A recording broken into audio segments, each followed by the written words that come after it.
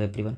हम लोग solution and colligative property के सबसे इंपॉर्टेंट टॉपिक्स जो हमारे CBSE boards and IIT JEE Mains में काफ़ी इंपॉर्टेंट क्वेश्चंस यहाँ से बनते हैं।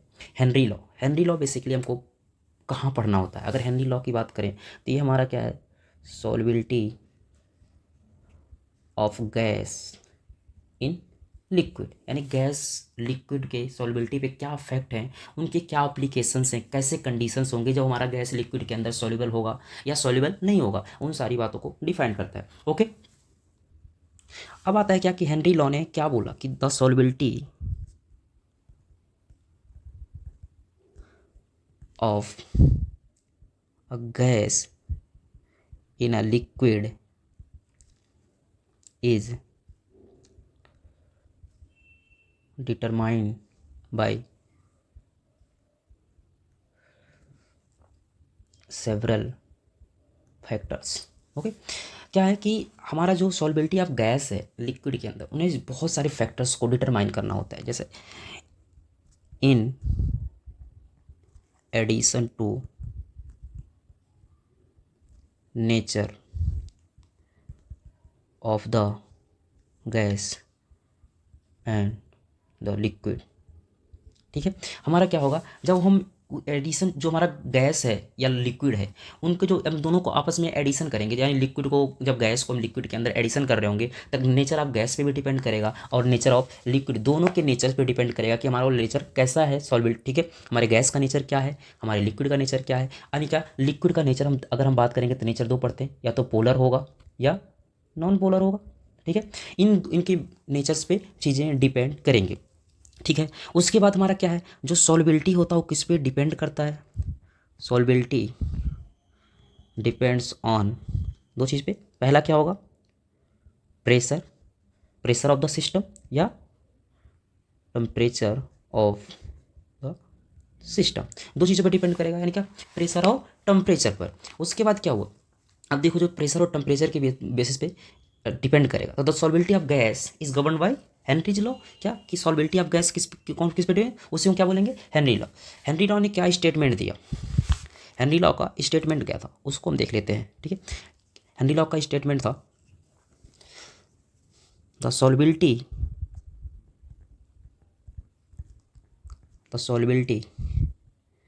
Of A gas in a liquid is directly proportional to the partial pressure of gas. ठीक है, क्या हमारा सॉल्युबिलिटी का जो लिक्विड है वो डायरेक्ट किसके होगा, पार्शियल प्रेशर के। या आप इसका दूसरे तरीके से बोल सकते हो कि द मास और मोल fraction of gas dissolved in solvent is directly proportional to partial pressure of gas. ठीक है, क्या जो हमारा मोल फ्रैक्शन होगा, क्या मोल फ्रैक्शन जो होगा वो डायरेक्टली प्रोपोर्शनल होगा partial pressure of the gas. Partial pressure of the gas is directly proportional to mole fraction, यानी partial pressure of gas equal to KH into x. ठीक है, ये हमारा फार्मूला वन। यानी यहाँ पे क्या है, P क्या है, पार्शियल प्रेशर, और यहाँ हमारा KH क्या है, हेनरी कांस्टेंट, और यहाँ हमारे पास X क्या है, मोल फ्रैक्शन ऑफ गैस। ओके, ठीक है, अब हम बात करेंगे यूनिट ऑफ हेनरी कांस्टेंट। इसका यूनिट होता है, या तो आप ATM लिखो या बार। इसका यूनिट जो होगा बेसिकली हमें जो लिखा हुआ मिलेगा वो बार ही लिखा हुआ मिलता है क्वेश्चन में, कि हमारा इसका यूनिट, प्रेशर का यूनिट क्या होता है, ATM होता है, बार होता है, तो उसमें हम बार ही लेके चलते हैं। ठीक है, या आप बोल सकते हो mmHg। ठीक है, ये होगा। अब देखो, अगर हम इन पार्शियल प्रेशर और इनके बीच हम ग्राफ ड्रा करें, क्या ग्राफ, अगर ग्राफ आपको देखना है तो अब ग्राफ क्या आएगा, ठीक है। ये हमारा, अगर हम बात करेंगे इधर क्या रखते हैं, हम इधर रखते हैं पार्शियल प्रेशर, ठीक है, यहाँ पे हम पार्शियल प्रेशर रखते हैं और इधर हम क्या रखते हैं, मोल फ्रैक्शन। हमारा जो आएगा ये एक स्ट्रेट लाइन आएगा, ठीक है। इसे इसको कंपेयर कर लो ना, y equal to m x plus c, तो p equal to K H to x, तो हमारा क्या आएगा, स्ट्रेट लाइन। यानी जैसे जैसे आप पार्शियल प्रेशर इंक्रीज करोगे मोल फ्रैक्शन इंक्रीज हो रहा होगा, ठीक है। आप देख सकते हो कि पार्शियल प्रेशर इंक्रीज हो रहा है तो मोल फ्रैक्शन भी धीरे धीरे क्या हो रहा है, इंक्रीज हो रहा है। ओके, अब आता है values of Henry law constant. कुछ गैसेस के जो हमारे है ना हेनरी लॉ वैल्यूज के क्या कांस्टेंट के वैल्यूज कुछ सेलेक्टेड है एज सेलेक्टेड टेम्परेचर पे। हम क्या ले रहे हैं, गैस ले रहे हैं, temperature in kelvin and Henry constant in pressure को, उसका हमने यूनिट क्या लिया, बार ले रखा है। अगर हीलियम की आप बात करोगे 293 केल्विन पे इसका वैल्यू क्या होता है, 144.97। हाइड्रोजन का क्या होता है 293 केल्विन पे 69.16, ठीक है। नाइट्रोजन 293 केल्विन पे क्या होगा, 76.48। नाइट्रोजन 303 केल्विन टेम्परेचर पे 88.4। यानी टेम्परेचर बढ़ रहा है तो हेनरी कांस्टेंट की वैल्यू भी क्या होगी, इंक्रीज होगी। ऑक्सीजन 293 केल्विन पे कितना है, 34 है, और 393 पे कितना होगा, 46 होगा, ठीक है। ये हमारा क्या है, कुछ सेलेक्टेड गैसेज हैं जो मतलब कि हम उसको यूज करेंगे आगे। ओके, यानी क्या, इसके लिए क्या होगा, solubility of gas in liquid, solubility of gas in liquid is directly proportional, inversely proportional to constant and directly inversely proportional to temperature, यानी temperature is directly proportional to Henry constant, ठीक है। यानी आप टेम्परेचर जैसे जैसे आप increase करोगे Henry constant भी क्या हो रहा होगा, इंक्रीज हो रहा है। यानी क्या सॉल्युबल, आप क्या बोल सकते हो, solubility of gas in liquid is directly proportional to pressure. यानी आप प्रेशर भी बढ़ाओगे तो सॉल्युबिलिटी ऑफ गैस क्या करेगा, इंक्रीज करेगा। ओके, नेक्स्ट टॉपिक आता है हमारा क्या, कंडीशन ऑफ हेनरीज लॉ।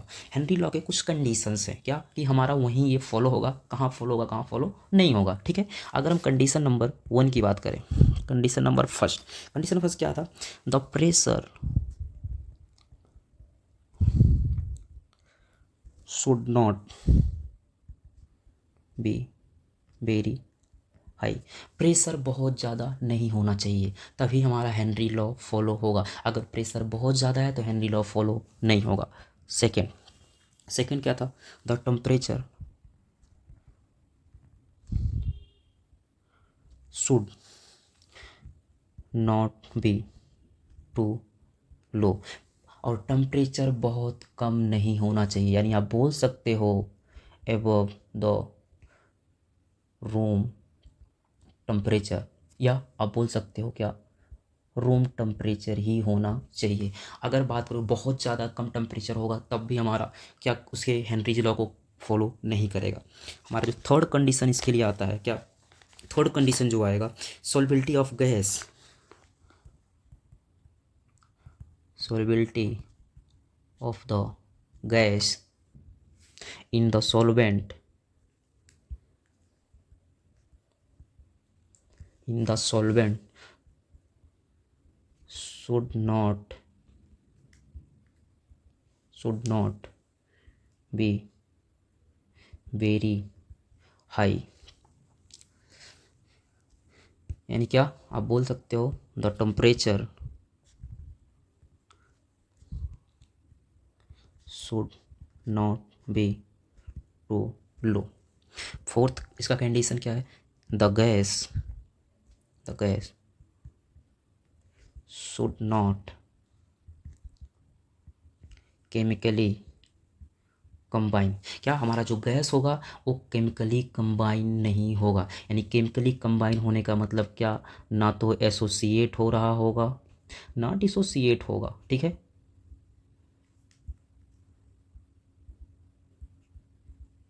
ना तो एसोसिएट होगा हमारा गैस, ना तो डिसोसिएट होगा, ठीक है। ओके, अब आता है यहाँ पे एक नोट लिख लेते हैं, क्या नोट,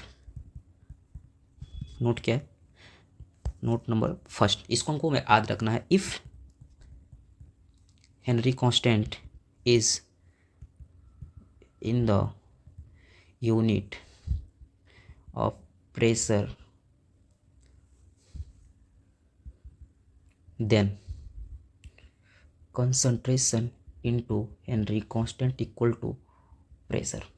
ठीक है, अगर क्या होगा हमारा जो KH होगा वो प्रेशर के यूनिट में होगा तो उसका क्या होगा कंसंट्रेशन इनटू KH होगा।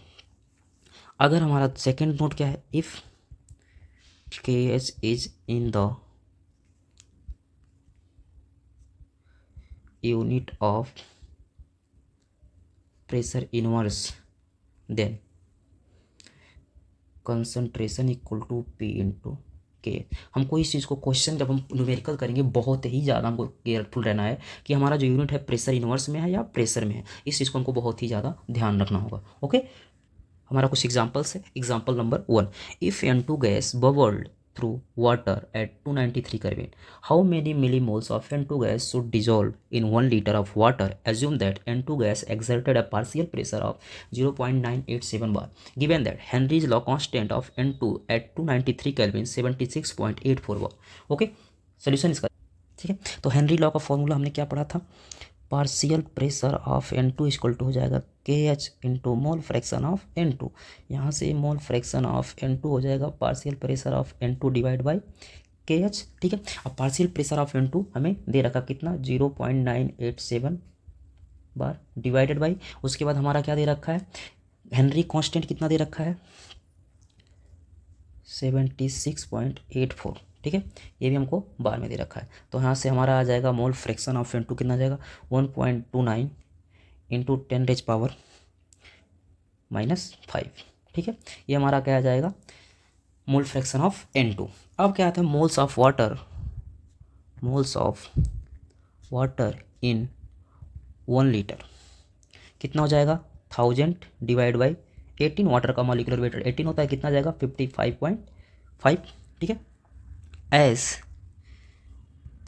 1 litre water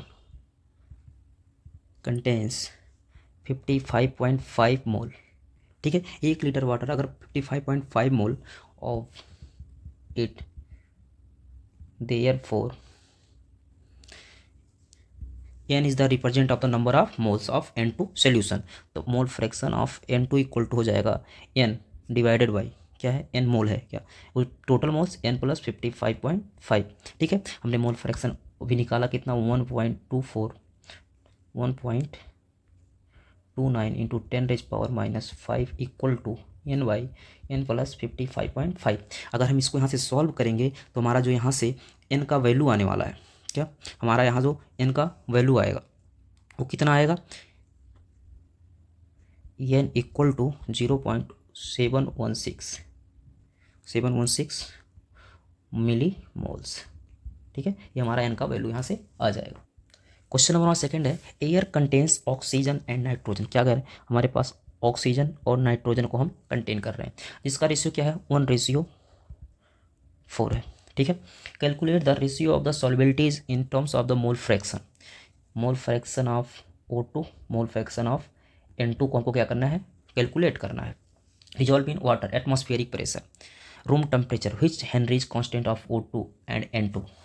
Henry constant of क्या दे रखा है KH ऑफ O2 दे रखा है 3.3 10⁻⁷ और KH ऑफ N2 हमें गिवन है कितना 6.6 इंटू 10⁻⁷। ये तो चीज़ें हमको दे रखा है। ठीक है, तो उसको हमको कैलकुलेट करना है, ये हमको निकालना है। ठीक है, अगर हम बात करेंगे हेनरी लॉ का तो पार्शियल प्रेशर इक्वल टू क्या होता है KH इंटू मोल फ्रैक्शन। ठीक है, KH इंटू मोल फ्रैक्शन आ जाएगा। अब देखो क्या करना है हमको, सबका पहले पार्शियल प्रेशर कैलकुलेट कर लो। क्या करना है partial pressure calculate, partial pressure of O2 equal to कितना 1:4 है। तो अगर 1:4 की बात करोगे तो हम यहाँ से पार्शियल प्रेशर ऑफ अगर उसके टर्म में जाएंगे 1 बार के लिए तो क्या हो जाएगा 1/5 इंटू 1 इक्वल टू कितना जाएगा 0.2 बार। पार्शियल प्रेशर ऑफ N2 कितना हो जाएगा N2 4/5 इंटू 1 कितना आ जाएगा ये 0.8 बार। ठीक है, ये हमारा पार्शियल प्रेशर ऑफ N2 और O2 कैलकुलेट हो गया। अब हमको क्या करना है, हमको partial pressure of O2 equal to KH of O2 into mole fraction of O2, partial pressure of N2 equal to KH of N2 into X N2, ठीक है, ये हमें है। अब इन दोनों का क्या करना है, हमको रेशियो ले लेना है, ठीक है। रेशियो लेने के लिए आपको क्या करोगे, पहले यहाँ से मोल फ्रैक्शन ऑफ O2 निकालो, partial pressure of O2 divide by Henry constant of O2, mole fraction of N2 partial pressure of N2 divide by Henry constant of N2, ठीक है। तो mole fraction of O2 divide by mole fraction of N2 equal to क्या आ जाएगा, partial pressure of O2 divide by Henry constant of O2 into Henry, ये हमारा ऊपर हो जाएगा, ठीक है, क्योंकि रिवर्स हो जाएगा, क्योंकि हम इसके ये हमारा डिवाइड में आएगा, अगर ये डिवाइड में आएगा तो रिवर्स जाएगा, तो क्या आ जाएगा KH of N2 divide by partial pressure of N2, ठीक है। अब हम वैल्यू पुट करते हैं, पार्शियल प्रेशर ऑफ O2 2 निकालें, डिवाइड बाई हमारा क्या है मोल, इसका दे रखा है 3.3 into 10⁻7 into 6.6 into 10⁻7 divided by कितना जाएगा 0.8, ठीक है। आप इसको ब्रेक करो, 10⁻7 कैंसिल हो गया। अब देखो कितना जाएगा 1/2, ठीक है। तो partial mole fraction of O2 divide by mole fraction of N2 equal to 1/2, यानी आपको इसका रेशियो नहीं, mole fraction of O2 ratio mole fraction of N2 equal to 1/2, okay.